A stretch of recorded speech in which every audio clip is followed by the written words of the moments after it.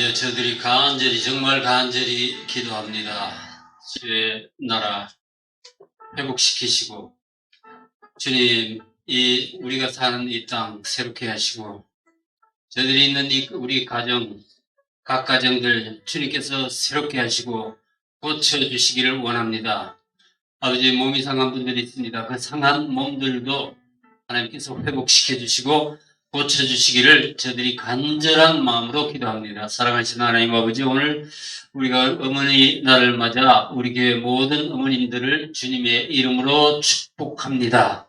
정말 어머니들이 많이 아프고 힘든 세상이지만은 주님께서 그들에게 은총을 베푸시고 주님의 말씀으로 위로하셔서 그들이 세상을 이길 힘과 지혜를 주시기를 원하고 기도합니다.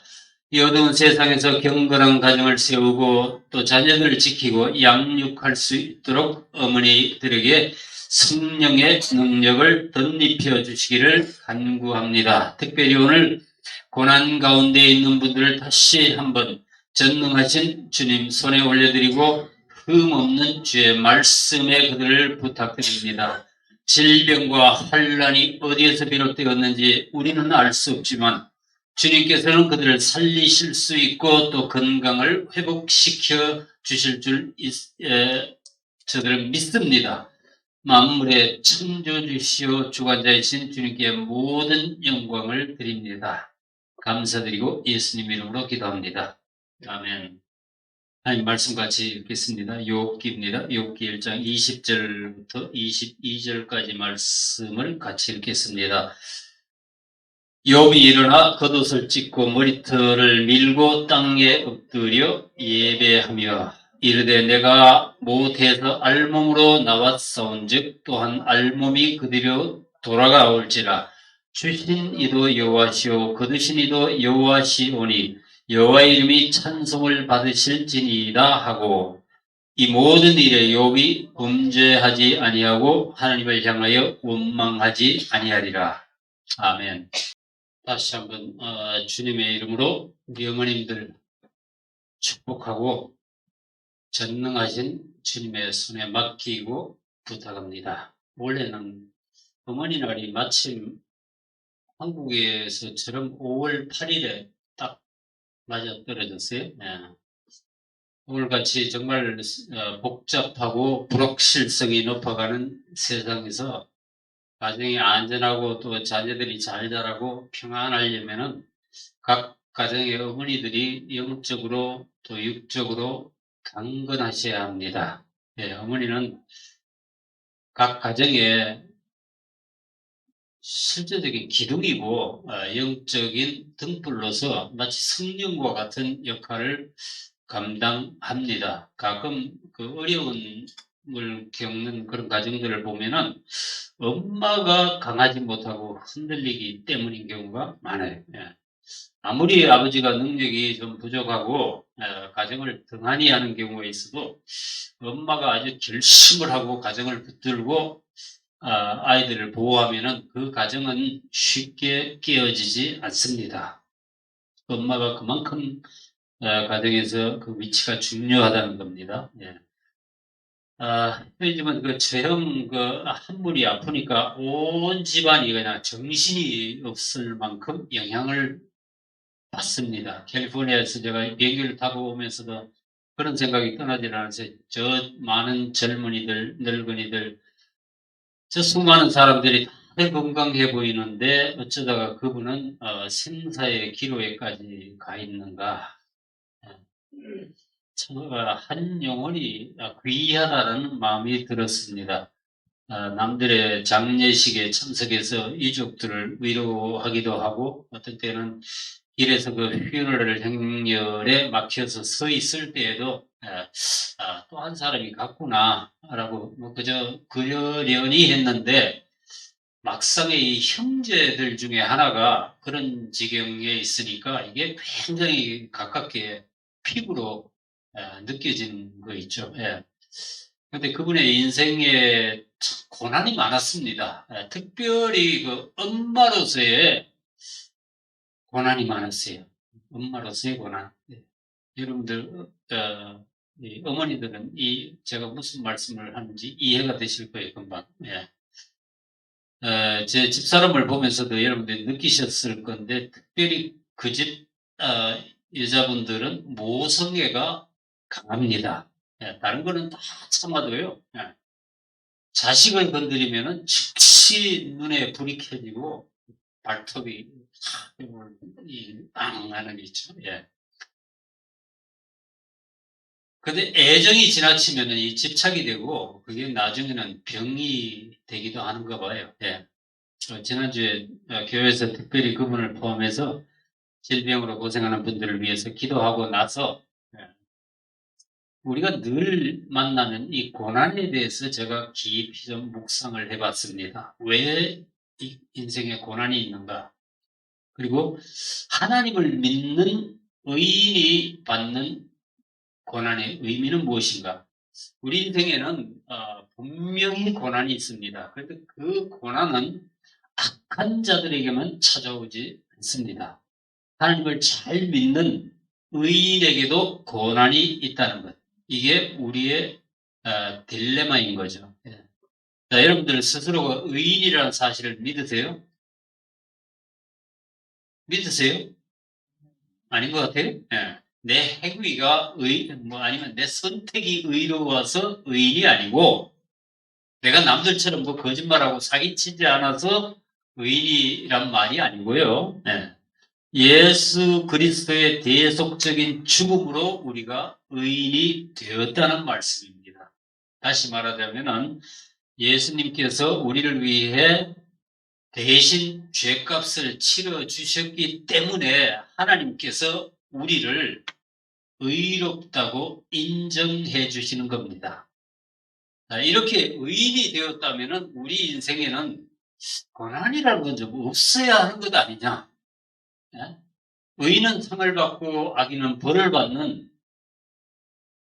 우리가 이런 권선징악적인 논리에 갇히면은요 절대로 하나님의 뜻을 이해하실 수 없습니다. 성경은 그런 세속적인 가치를 옹호하는 책이 아니에요. 잘 먹고 잘 살면, 잘 되면, 성공하면, 건강하면, 가정이 평안하면 복받았다고 하는 그런 기복적인 사고 구조 속에서 우리가 벗어나야만 이 우주를 다스리시는 하나님의 섭리가 이해됩니다. 제 체형은 정말 하나님 잘 믿고 성경 말씀대로 살려고 몸부림치는 그런 분인데, 이런 분은 하나님이 정말 복을 팍팍 부어주셔서 건강하게 오래 살게 해주셔야 되는 것 아닌가. 예. 그런데 이 세상 돌아가는 것을 보면은 절대로 그렇지가 않더라는 거죠. 예. 평생 하나님을 섬기고 선교지 나가서 고생하던 목사가 암으로 허무하게 쓰러지는 것도 보았고, 너무나도 정직하게 세금 내고 종업원들을 사랑하던 그 기독교 실업인이 그 회사가 부도가 나고 온 가정이 그냥 어려움에 처한 그런 얘기도 들었습니다. 근데 반대로 하나님 모르는 자들이 마음 편하게 잘 살고 또 자식들은 다들 성공하더라, 뭐 이런 어떤 일은 완전히 사기꾼인데 돈을 아주 얼마나 잘 벌고 그 재산을 어디다 이리저리 다 빼돌려 숨겨놓고 평생 쓸 것 걱정이 없이 살더라는 거예요. 하나님께서는 과연 공평하신 하나님이신가? 우리가 믿는 하나님의 나라는 과연 이런 것일까? 결론적으로 말하자면은 그럼에도 하나님은 선하시고 공평하시다. 그리고 그 하나님을 믿고 신뢰하는 자는 복받은 자들이다 라는 겁니다. 하나님을 만나고 믿는 또 하나님을 아는 것이 인간의 최고의 복입니다. 예, 성경에서 고난하면 가장 먼저 떠오르는 인물이 바로 욥입니다.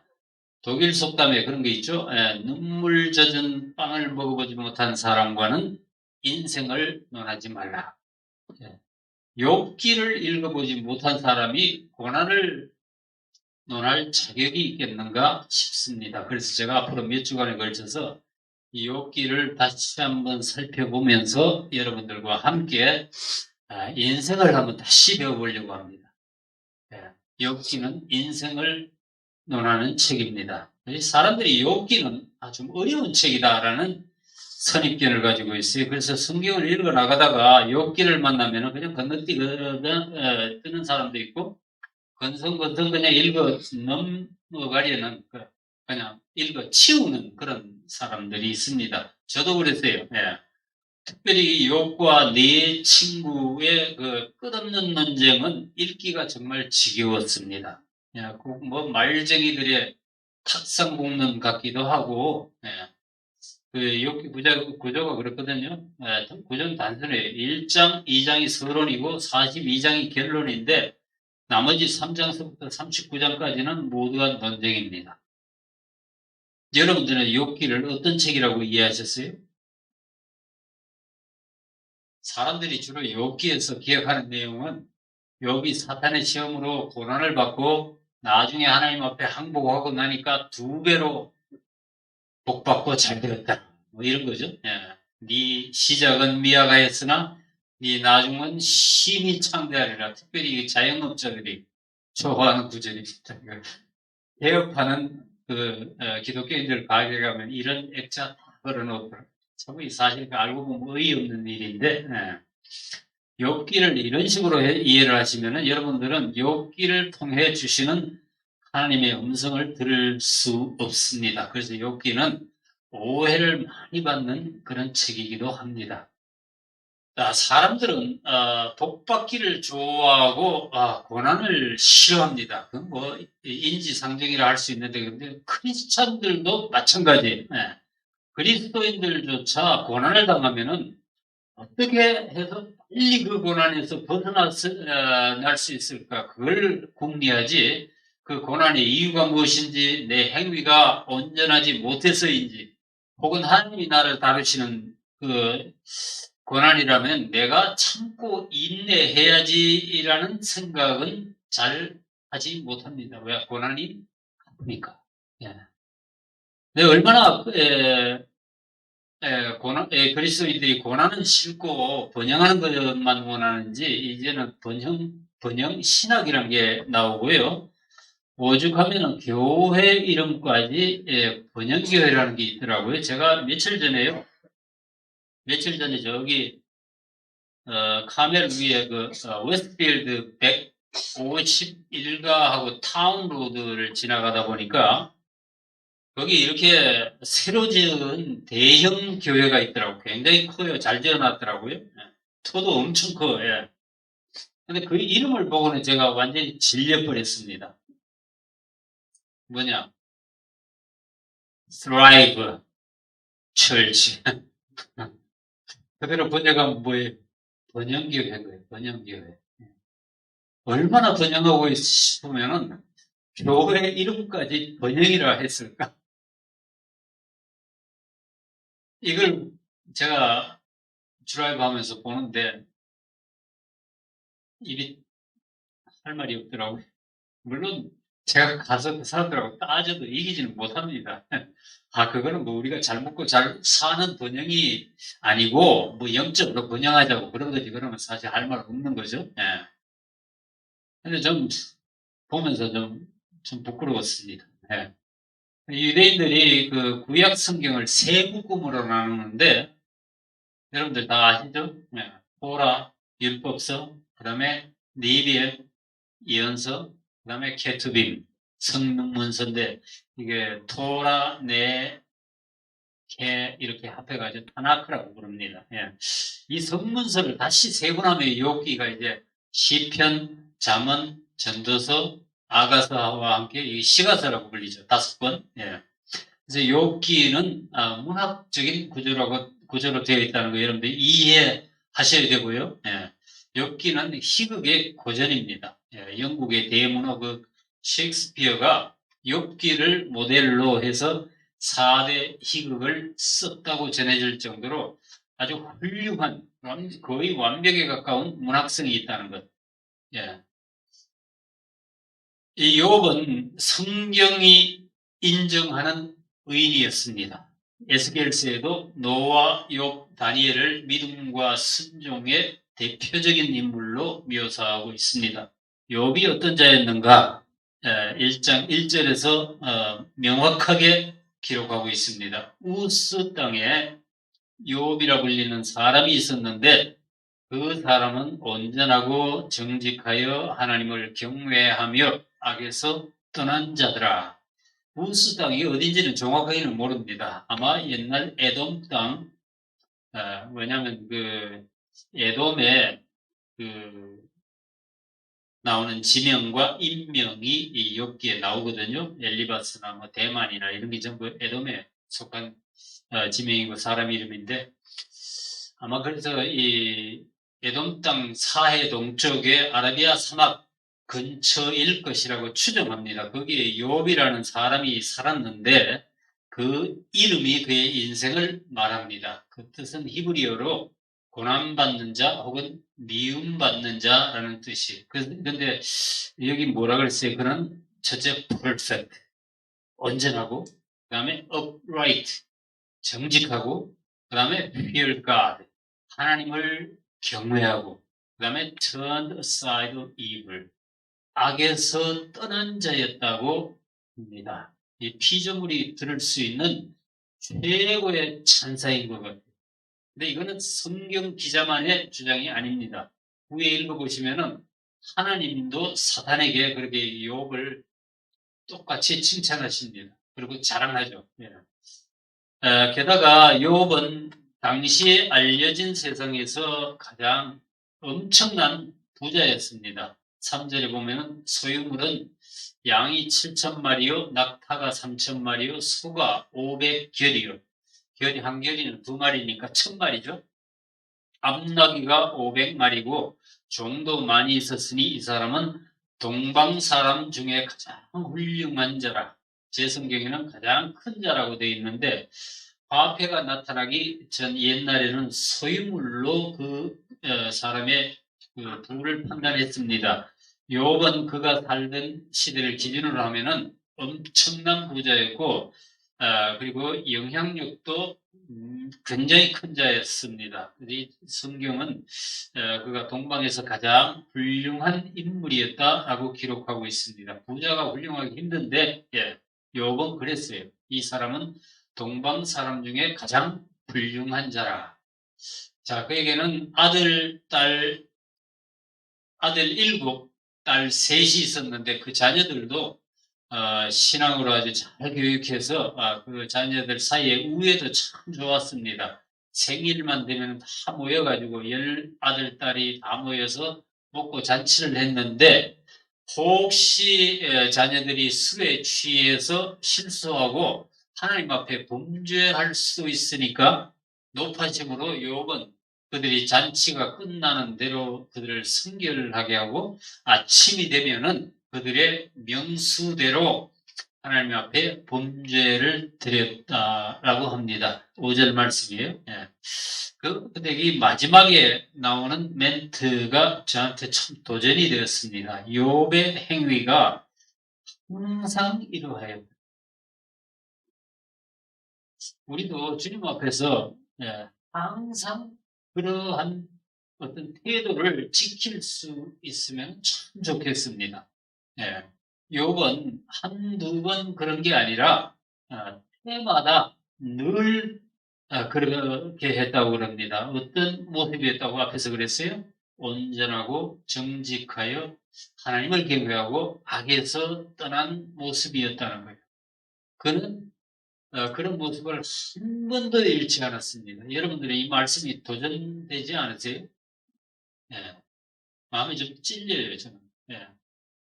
주일이나 주중에나 아니면 교회에서나 집에서나 또 여럿이 있을 때나 혼자 있을 때나 이게 혼자 이게 중요합니다. 제가 카톡 사진에다가 그 군자필 신기독야라는 말을 그 한자로 써놨는데 보신 분들이 있으실 거예요. 예. 아무도 없이 홀로 있을 때 내 모습이 진짜 낸 거예요. 이게 몇 년째 제 카톡 아이디에 걸려 있다는 것은 뭘 말하느냐? 제가 아직도 그게 힘들고 안 된다는 말이죠. 쉽지 않더라고요. 예. 근데 욥은 자세가 그랬다는 거예요. 한결같았다는 거예요. 예. 근데 이 욥의 모습을 잠시도 놓치지 않고 보고 계신 분이 있었습니다. 천상에서. 예. 6절 말씀. 하루는 하나님의 아들들이 와서 여호와 앞에 섰고 사탄도 그들 가운데에 온지라. 천상에서 하나님 앞에 미팅이 있었는데 거기에는 하나님의 아들들, 이 천사를 말하는 겁니다. 천사들이 있었고 또 놀라운 모습 하나는 사탄도 그들 가운데 나타났다는 사실입니다. 욥기에서 읽혀지는 사탄의 모습은 우리가 일반적으로 생각하는 사탄의 모습과 다릅니다. 예. 첫째로 사탄은 철저하게 하나님의 통제와 허락 하에 움직이고 있습니다. 예. 사탄도 그러니까 하나님이 부리시는 천사들 중에 하나였던 거죠. 예. 그다음 두 번째로는 보면은 하나님께서 사탄에게 주신 특별한 역할이 있었음을 보여줍니다. 나라의 법 체계가 제대로 쓰려면은 사법부, 특히 이 검사들이 역할을 잘해줘야 됩니다. 예. 한국도 지금 검찰총장이 대통령이 돼가지고, 이제, 그런데 이게 맞는지 안 맞는지 모르겠지만 하나님의 나라에서도 이 사탄의 역할이 있어야 할 것 같아요. 예. 여러분들 군대 갔다 오신 분들은 군대 훈련소에서 훈련받을 때 정말로 때려 죽이고 싶은 인간이 있죠. 누구예요? 저기요. 그러고 우로 굴러 좌로 굴러 고생 문제입니다. 예. 정말 더는 못하겠다 싶을 무렵이 되면은 이제 5분간씩 그런단 말이에요. 예. 그러니까 이 조교들은 이 훈련병들이 어느 선까지 견딜 수 있는지 정확하게 알고 있어요. 예. 뭐 참을 때 되면 잠깐 쉬어주는 거예요. 예. 사탄이 하나님의 지시에 따라서 성도들을 이렇게 연단시키는 역할을 담당한 조교가 아닐까. 예. 그러니까 어떤 면에서 이 사탄이 우리한테는 너무 싫지만은 꼭 있어야 하는 존재, 필요악이라고 그러죠. 예. 이런 존재가 아닐까 싶습니다. 예. 하나님께서 사탄에게 물으십니다. 네가 어디에서 오는 길이냐? 그러고 물어요. 여호와께서 사탄에게 이르시되 네가 어디서 왔느냐? 사탄이 여호와께 대답하여 이르되 땅을 두루 돌아 여기저기 다녀왔나이다. 하나님과 사탄 사이의 대화에서 뭐 서로 그렇게 미워하거나 공격하는 듯한 분위기가 전혀 느껴지지 않죠. 사단이 대답하며 땅을 두루 돌아 여기저기 다녀왔나이다. 베드로서에는 사단이 우는 사자와 같이 삼킬 자를 찾아 두루 다닌다고 그랬죠. 네. 그러니까 이 하나님께서 사단에게 욥을 이렇게 막 자랑하십니다. 여호와께서 사단에게 이르시되 네가 내 종 욥을 주의하여 보았느냐. 그와 같이 온전하고 정직하여 하나님을 경외하며 악에서 떠난 자는 세상에 없느니라. 사실 이게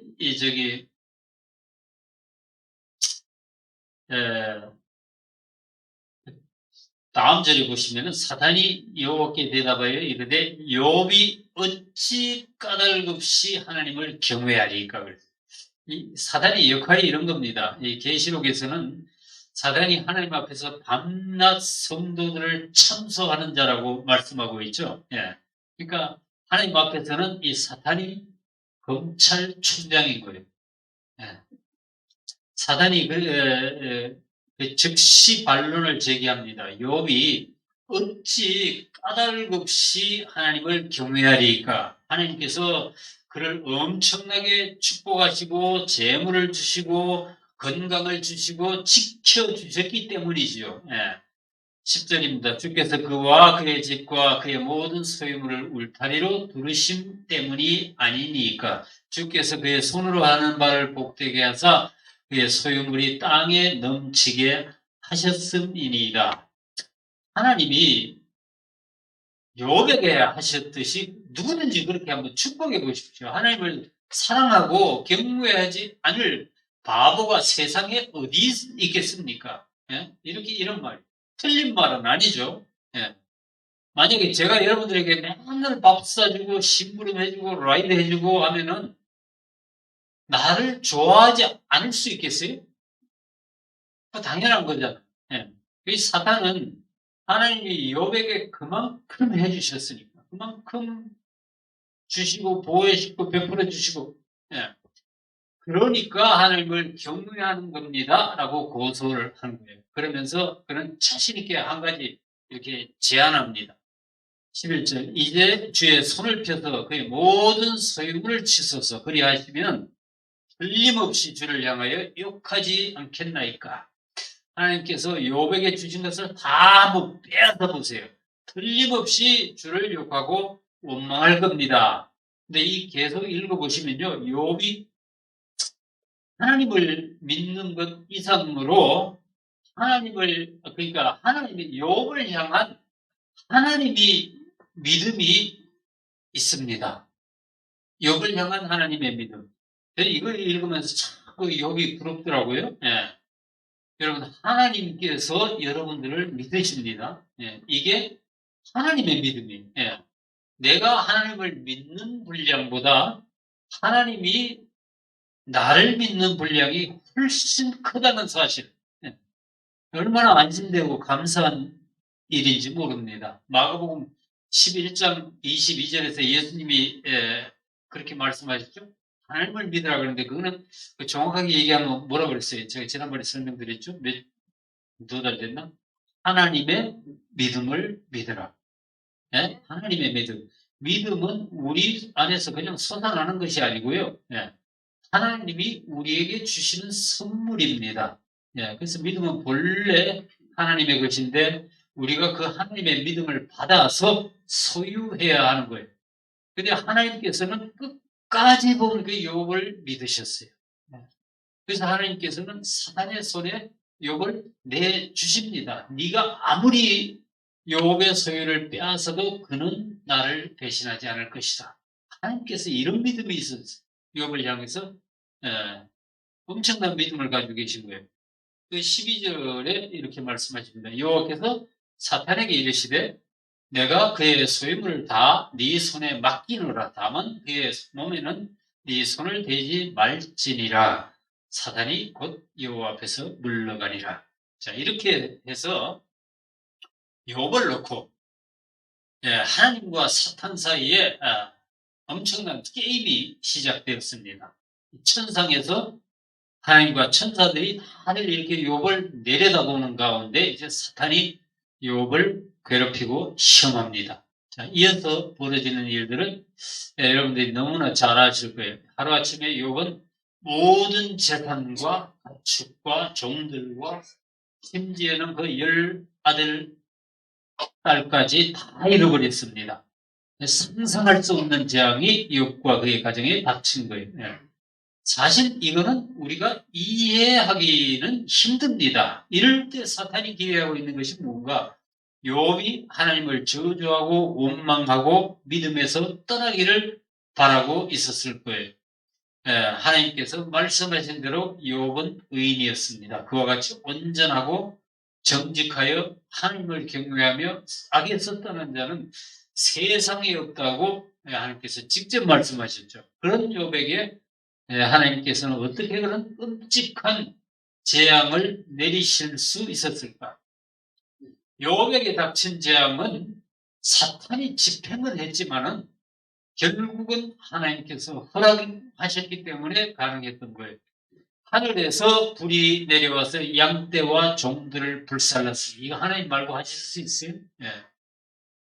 그리고 갑자기 거친 들에서 토네이도가 닥쳐서 아들, 딸, 열을 다 죽여버렸습니다. 이거는 하나님이 내리셨다는 말입니다. 욥기 4장 42장 이거는 없네요. 42장 11절 말씀 여러분들 성경 가지고 있으면 보시면은 그 욥의 형제 자매들 그리고 친구들이 와서 욥을 위로하는데 이렇게 설명합니다. 이에 그의 모든 형제와 자매와 이전에 알던 이들이 다 와서 그의 집에서 그와 함께 음식을 먹고 여호와께서 그에게 내리신 모든 재앙에 관하여 그를 슬퍼하며 위로하고 각각 캐시타 하나씩과 금고리 하나씩을 주었더라. 여호와께서 그에게 내리신 모든 재앙에 관하여. 그죠? 네. 욥에게 닥친 재앙은 하나님이 궁극적인 원인이었다는 말이죠. 사탄이 아닌 거예요. 네. 그래서 하나님이 재산을 빼앗도록 하신 것까지는 우리가 뭐 어쩌면 우리는 욥기를 끝까지 다 읽었으니까 그죠? 예, 이해를 하겠는데 그럼에도 불구하고 참 마음에 이게 아직까지 그게 느껴지지 않는 거는 아니 이 수긍할 수 없는 거는 그 귀한 아들, 딸 10명을 하루아침에 잃어버렸다면 어땠습니까? 여러분들은 그래도 하나님을 믿고 순전함을 지킬 수 있겠습니까? 욥기를 우리가 모르는 상태에서 아무리 나중에 더 예쁜 딸 셋을 주시고 재산을 2배로 주시고 또 140년을 더 살게 하셨다지만은 죄송합니다. 그 눈에 넣어도 아프지 않을 그 아들, 딸들의 죽음은 언제 어디에서 보상받을 수 있겠습니까? 네, 그래서 우리 이 욥기는요 이해하라고 우리에게 주신 책이 아니에요. 네. 어떻게 하나님께서 욥과 그의 사랑하는 아들, 딸의 생명을 놓고 사탄과 말도 안 되는 내기를 하실 수 있으신가? 저는 도무지 이해가 되지 않습니다. 욥도 아마 그걸 이해한 것 같지는 않아요. 네. 그 고난당한 것이 내게 유익이라 이로 인하여 우리가 주의 윤례를 배우게 된 이런 걸 욥이 깨달은 것 같지도 않아요. 그 결론하는 거 나중에 읽어보면은 그래서 욥기는 전반적으로 그런 게 보면은 why 왜? 라는 질문으로 뒤덮여 있습니다. 욥의 친구들도 마찬가지예요. 어떻게 이런 일이 이게 그들의 주된 질문이었어요. 그래서 이 책을 읽는 우리도 이해하려고 접근하면 답이 나오지 않습니다. 다만 제가 믿기로는 우리 인생길에 종종 만나는 그런 이해할 수 없는 고난 가운데에서도 우리의 눈이 열려서 하나님을 바라보고 하나님이 인도해 주실 줄 믿고 우리의 신실함에서 떠나지 않고 오히려 우리의 믿음을 더 깊은 곳으로 이끌어가는 그런 목적으로 쓰인 책이 주신 말씀이 아닌가 그렇게 생각이 됩니다. 그래서 오늘 우리가 읽은 본문은 하루아침에 모든 것을 잃었던 그 욥의 신앙 고백이죠. 기가 막힌 일을 당한 욥이 자리에서 일어납니다. 무언가 그의 결심이 섰다는 것을 보여주는 대목이죠.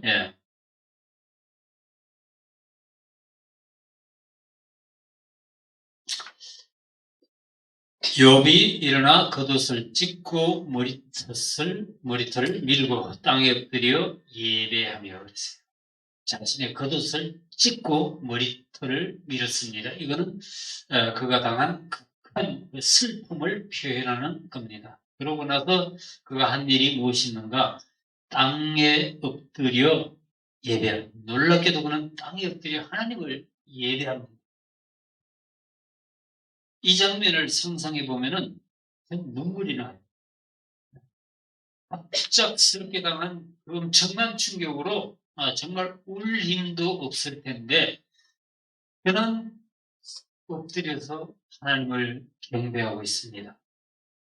그러면서 하는 고백이 이거죠. 이르되 내가 모태에서 알몸으로 나왔사온 즉 또한 알몸이 그리로 돌아가올지라.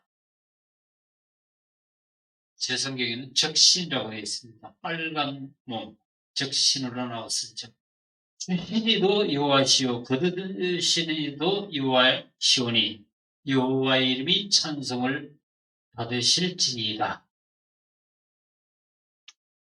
성경에서 정말 가장 위대하고 아름다운 신앙 고백을 하나 찾으라면 바로 이 구절이 아닐까 싶습니다.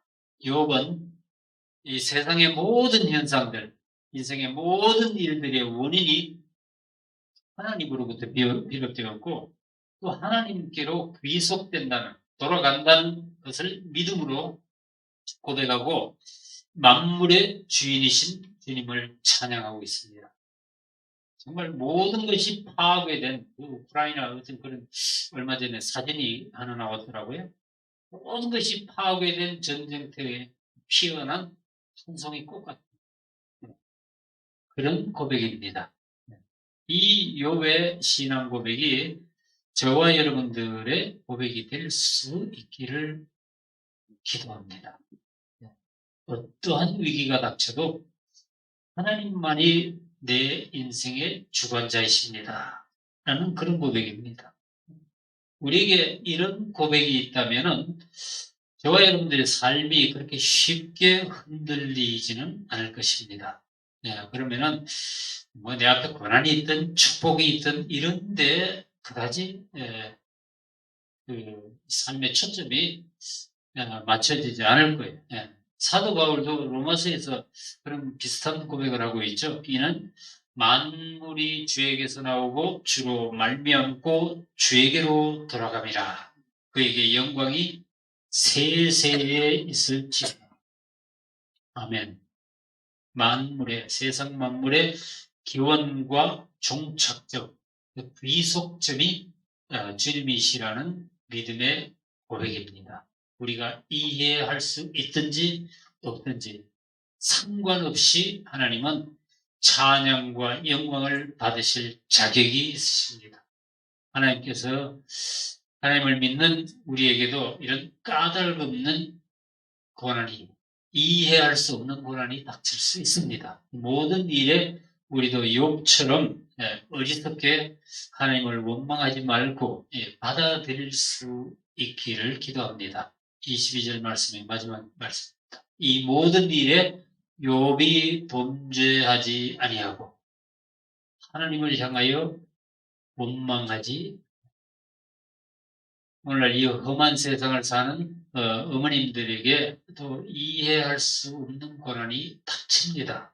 어머니들이 많이 아픈 세상에 어머니들이 영육간에 강건할 수 있기를 축복하고 기도합니다. 우리 모든 어머니들이 하나님의 지혜로 충만하게 되시기를 주님의 이름으로 다시 한번 축복합니다. 기도하시겠습니다. 사랑하신 하나님 아버지, 우리 가운데 이유를 알 수 없는 고난으로 힘들어하는 이들이 있습니다. 질병으로 고통받고 또 우리의 믿음과 다른 눈에 보이는 이 현실 때문에 괴로워하기도 합니다. 주님, 우리가 아직도 내 것이라고 생각하고 붙잡고 있는 것들을 내려놓을 수 있게 도와주세요. 하나님, 우리가 더 힘을 빼고 주님을 의지하라고 하시는데도 우리는 어리석게도 내가 가진 것, 내 지식, 내 경험, 내 이론을 너무 신뢰하는 것 같습니다. 주님, 우리가 욥의 순전한 믿음을 배우기 원합니다.